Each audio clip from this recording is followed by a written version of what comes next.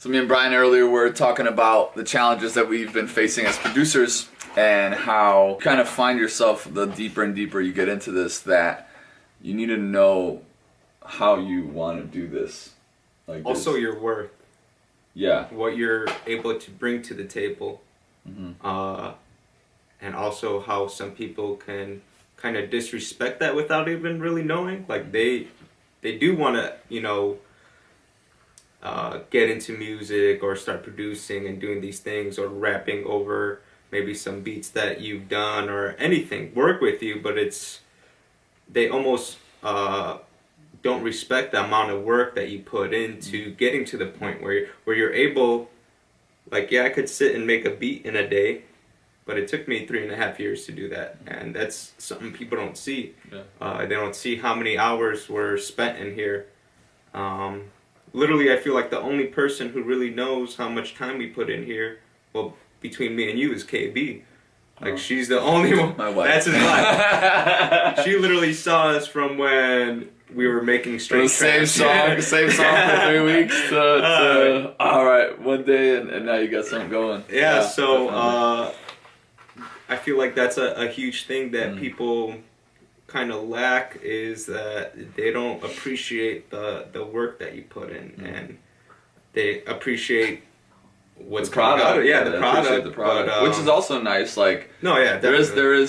there's even people who you try to show, you know, something to, and then they don't appreciate it or won't listen to it, or like, hey, genuinely listen. Yeah, like let me show you a track, and then within a few seconds then they start talking. It's like, hey, I'm showing you a track, like, just shut up for 3 minutes, you know. And in general, it's hard for people to listen. Yeah. In general. But yeah, so me and Brian were talking earlier how, as we've been growing into our craft, as we've been really enjoying this and enjoying how to go about this career, because ultimately, you know, you invest this much time, it would be nice to reap the benefit. It would be nice to have a return investment.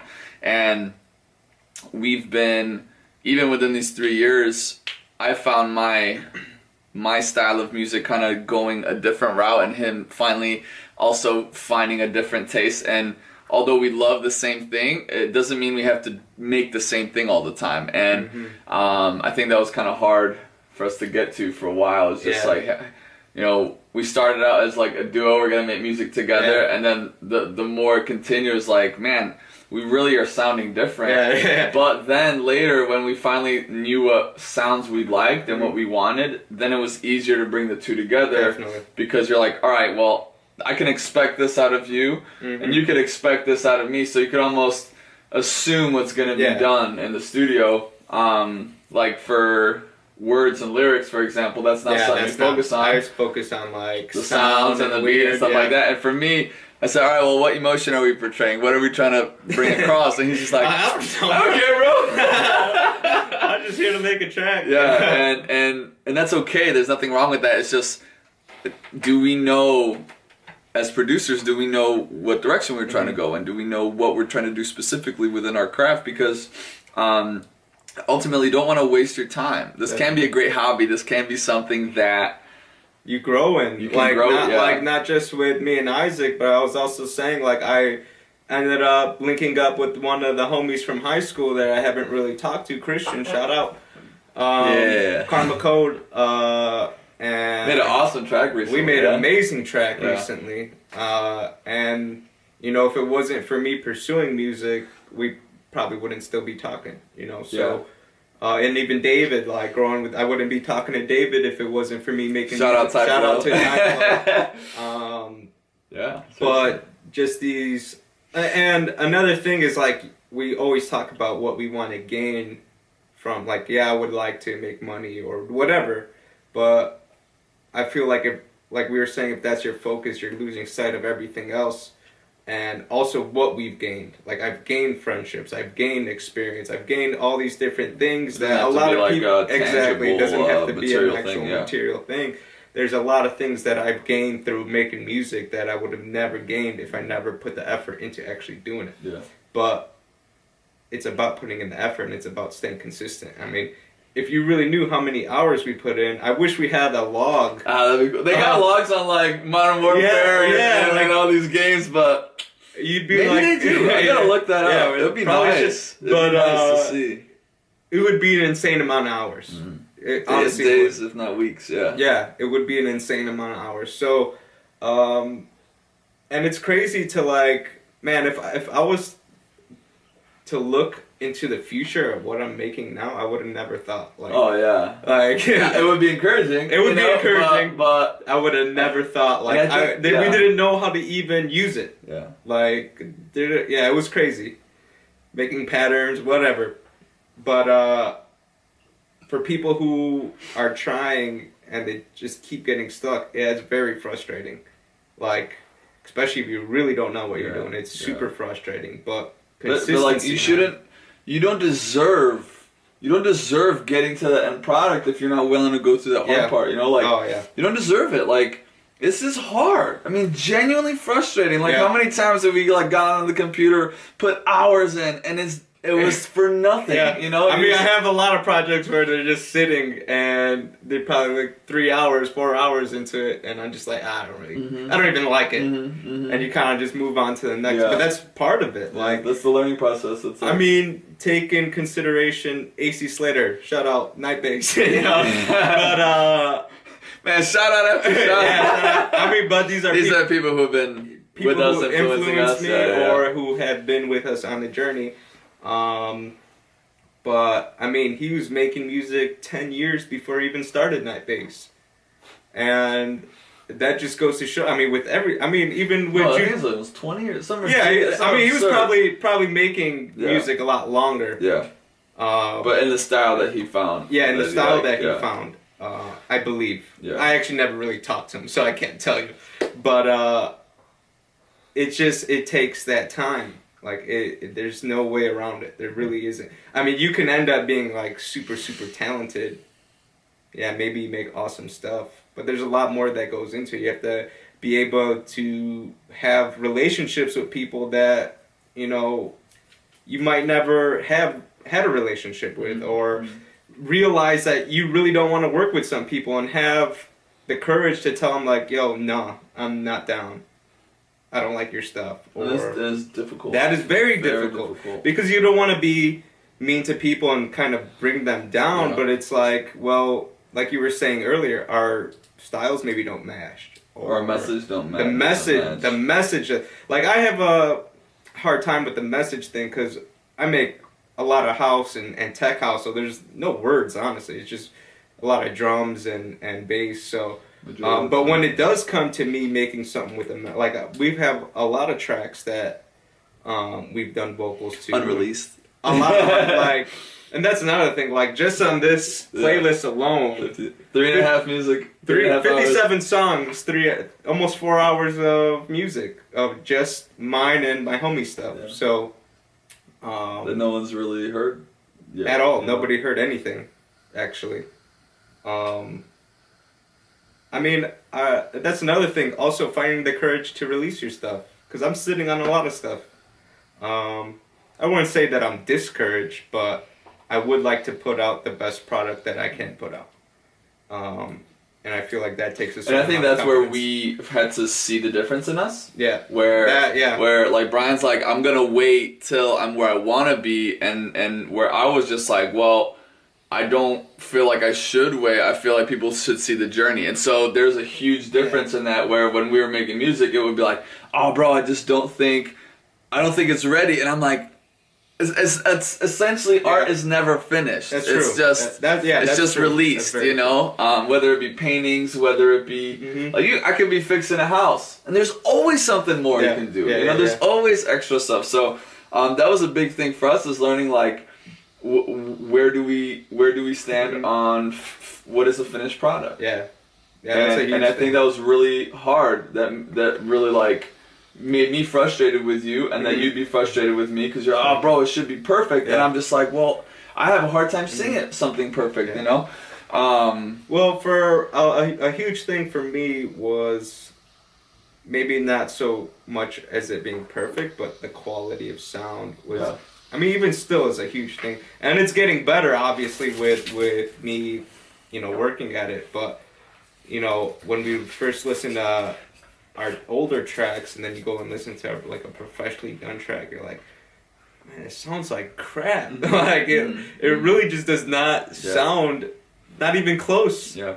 So that was like a huge thing for me. And now it's like, you know, as I'm growing, it's like, all right, well, it took them, you know, how long. So patience. And then, you know, what I always love also is there's a delete button. There's a take out of the stores button. That is a thing too. So it's like, hey, let's go on this journey. I'm still figuring this out. Ultimately, like I have deleted songs that I've released before because I'm just like, there's nowhere up to par of what's being made. Yeah, now, like I feel like the things I did release, like even though they're cool or they sound cool, I feel like they're not my style and not like what you really love. Really love. Yeah. Like at that moment you really loved it, but as you've been growing, like a lot of things that I make, even for the remix that I did for you, I had a different version where it was just synth manipulation and it just sounded crazy, and I really loved the creativity I put into it and just the amount of manipulation, and it was just weird, but I had to take a couple steps back and be like, what kind of sounds too like it doesn't sound like I'd want to sit and listen to it.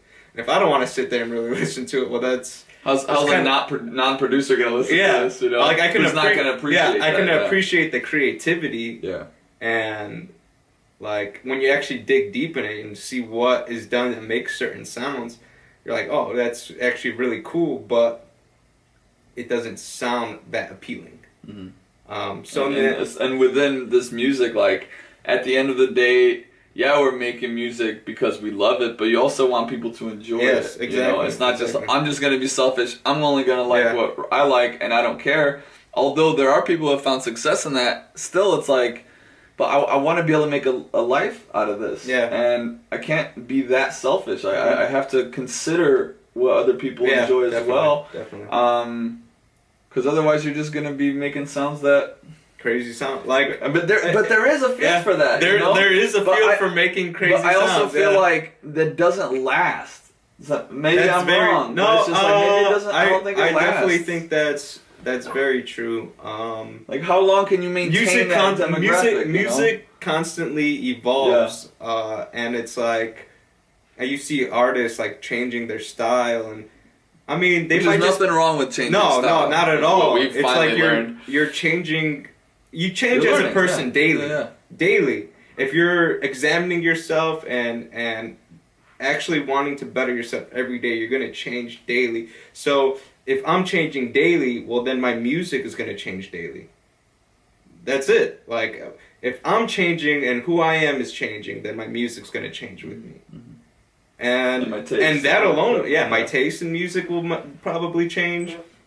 But that comes with growing, and that's why you see, you know, artists like completely changing their style, and it's like, oh well, we missed. I liked you this way. Yeah, I liked you this way, but it's like you can't really care. You can't and you can't box an artist. Exactly. Like that's not fair. Like exactly. Oh, I loved when you were doing that, but I'm not gonna love what you're doing now. It's like just because it doesn't adhere to me doesn't mean I should not like you anymore. Like, was it about just the sound, or and that's the big thing. Or like, just what's big on the radio? You know, like are you liking an artist because of the artist, or are you liking the artist because of the art? And I feel like there's a big difference in those things where it's like, hey, I'm gonna stay true to you no matter what you make. Yeah. And then I'm gonna only like what I like. So it'd be similar to sports teams.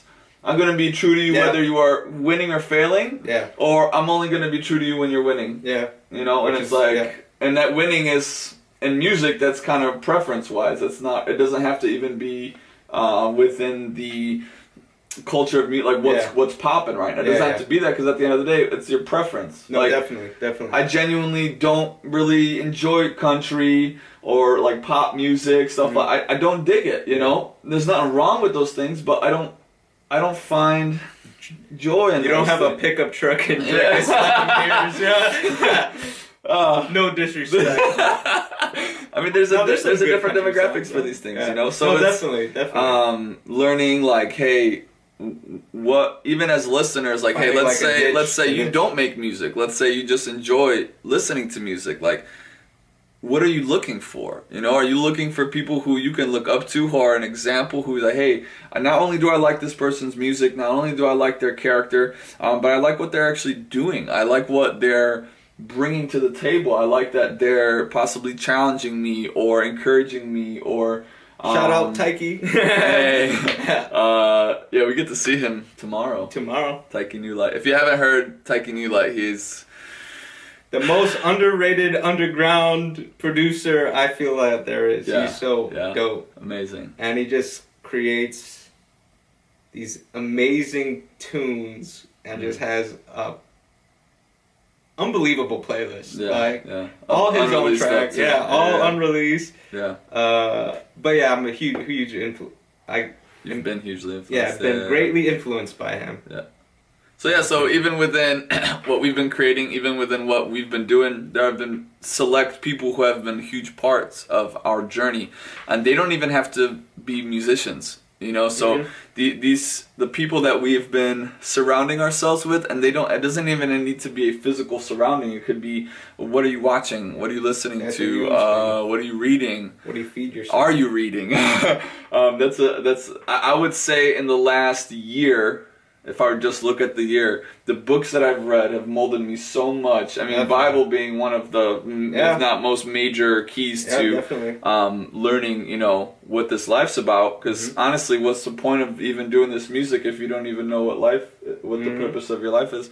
You know, what, as a listener, are we looking at life as a whole, or are we kind of just going through life and just whatever? Because I feel like we should be challenging each other all the time to wake up and to examine your life. You know, like, what are you doing? What are you doing with your life? I mean, and if people get offended about that stuff, and when you ask them, that means they're probably not doing anything. And it attacks their identity because they've put their identity in things and what they're doing rather than their identity in who they are. So you say, oh, well, why are you doing this? Oh, and it's just like, yo, but like, people put their whole identity in work, and then you attack their work or challenge them in their work, and then it's like, oh, you're challenging me. Or people put their identity in a sexual preference or an emotional thing or whatever, and then you kind of challenge that, and then their whole life starts to crumble as you talk because that's what they've built their whole life on. You know. So a big encouragement to you guys. Examine what you've been doing, what you are trying to do, because as we've been even making music, that has been like a pinnacle point of how do we do this? How do we do this as best friends? How do we do this as producers? How do we do this as just people in general who want the best for other people, but at the same time, we want to learn how to do this as well. And staying true to ourselves. That's a huge thing. Staying true, like not letting what other people are saying mess with what you're making. Like, some of my greatest friends, my best friends, will be like, trash. I don't like it. It sucks. But it's like, all right, I don't care. I'm gonna still make it. I mean, and there's a line between there's criticism. There's encouragement and stuff like that. So when it comes to let's say music, for example, critiquing, I'm gonna listen to what you say, but it doesn't mean I need to truly take it to heart. Hey, this is your opinion. You're okay. It's okay to have that opinion. But when it comes to life, and people are saying things to you, at the end of the day, what I've been realizing as I've been just getting more into the word is, I need to line up what people say according to God's word. Because if they're saying things to me that is contrary to the truth, then I don't need to apply that. But if they're saying something to me that made me not feel good, but is true, I do need to listen to that. You know, and that's it's really hard to do that on your own. No, definitely. You can't do that on your own. You can examine yourself to a certain point until it becomes very biased. Like, the person who lies to you the most is yourself. Biggest enemy. Like, you're gonna do whatever to better yourself or whatever to have a better opportunity for yourself regardless. So you're gonna do whatever you can to have that upper level. But when you have somebody else looking into your life and seeing, all right, are your no one's gonna really know your motives other than you, but you can really base what someone's like off of what they do on a daily basis. And if someone sees the stuff I'm doing and they're like, hey man, I really don't think that's right, or you should really change yourself. Or why do you do that? Why do you even do that? That's a huge thing. Why are you even a huge thing for me, not that long ago, I guess, like a year, 2 years ago, drug problems. You know? If I didn't have people to be like, hey, what are you doing?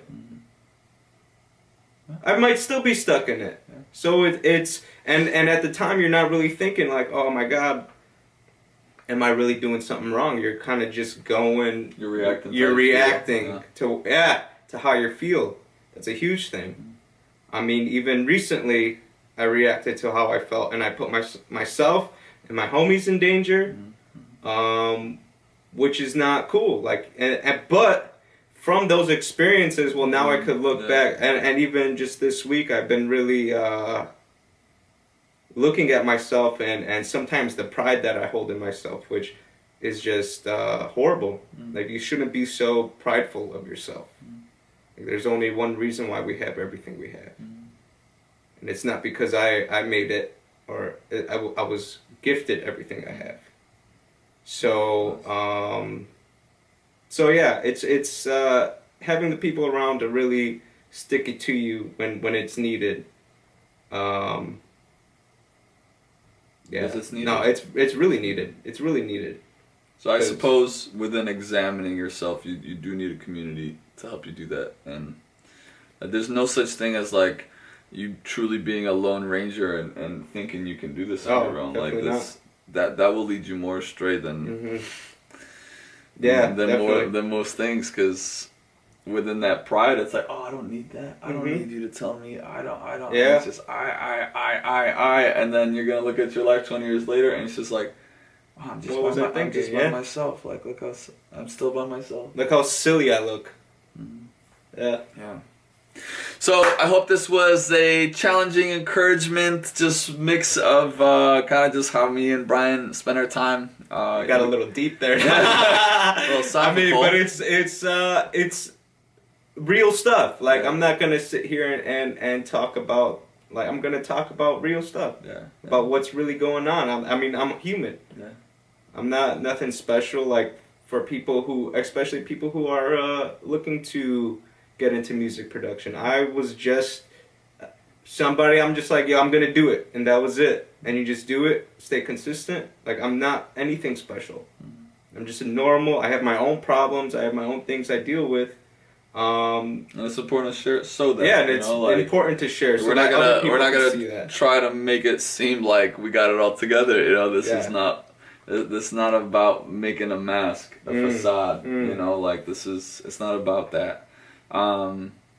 So as you've been seeing, we've had a few other videos, so if you'd like to check out more studio talks, as I've been calling them, feel free to check out the playlist that is on my YouTube channel.